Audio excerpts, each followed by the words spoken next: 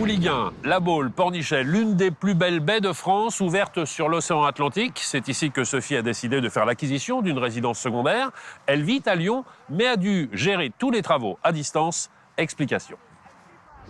Sophie, nous avons souhaité vous rencontrer car je sais que vous avez déjà eu l'occasion de rénover des maisons ou des appartements.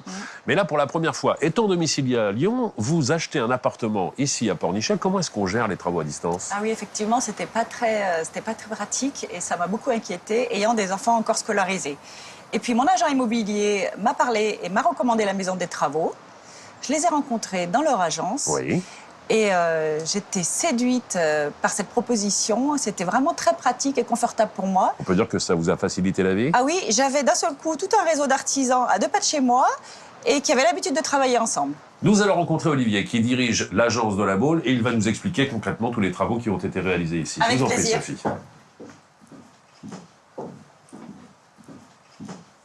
Bonjour Olivier. Bonjour. Bonjour Olivier. Bonjour. Vous allez bien? Très bien. Alors vous êtes le gérant de l'agence de La Baule. Absolument. Comment s'est passée la rencontre et quelle a été la valeur ajoutée de la maison des travaux dans ce projet? Eh bien, Sophie m'a contacté il y a presque 1 an après l'achat de son appartement.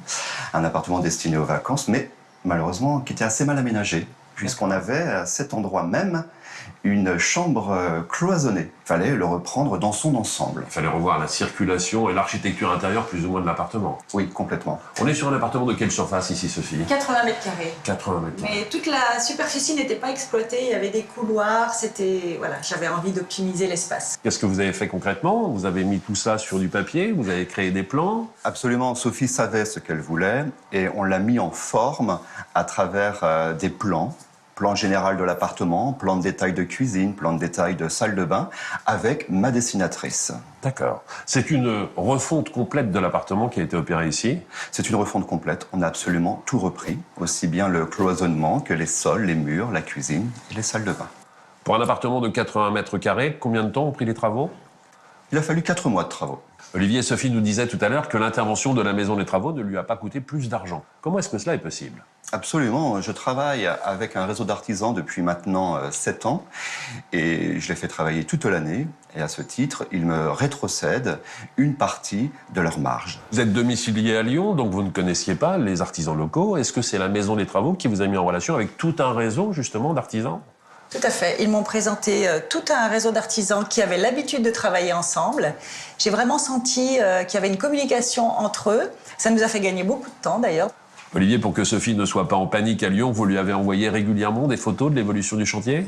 Oui, absolument. J'ai demandé aux artisans de prendre en photo leurs différentes interventions tout au long des travaux, ce qui a permis à travers des mails de pouvoir communiquer et montrer le travail que les artisans ont effectué. Combien de corps de métier ont travaillé ici? Alors 6 métiers sont représentés ici, en corps d'état séparés, qu'il s'agisse d'un menuisier, d'un carreleur, d'un électricien, d'un plombier, d'un cuisiniste ou d'un menuisier. Très bien. Alors moi, j'ai relevé effectivement quelques belles astuces en matière de décoration. Quand on est dans une petite surface, mieux vaut optimiser chaque centimètre carré. Ici, aucune emprise au sol en ce qui concerne le mobilier. Tout est en surélévation, ce qui facilite également le nettoyage et la circulation. On a joué avec des miroirs pour créer de la profondeur. Ça aussi, c'est une belle astuce. Délimiter l'espace cuisine, salle à manger avec simplement un faux plafond plutôt que de mettre une cloison. Bien joué. Quelle expérience tirez-vous justement de cette relation avec la maison des travaux?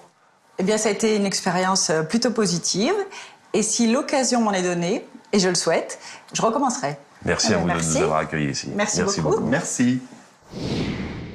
Réaliser les travaux dans une résidence secondaire ne doit plus être une crise d'angoisse.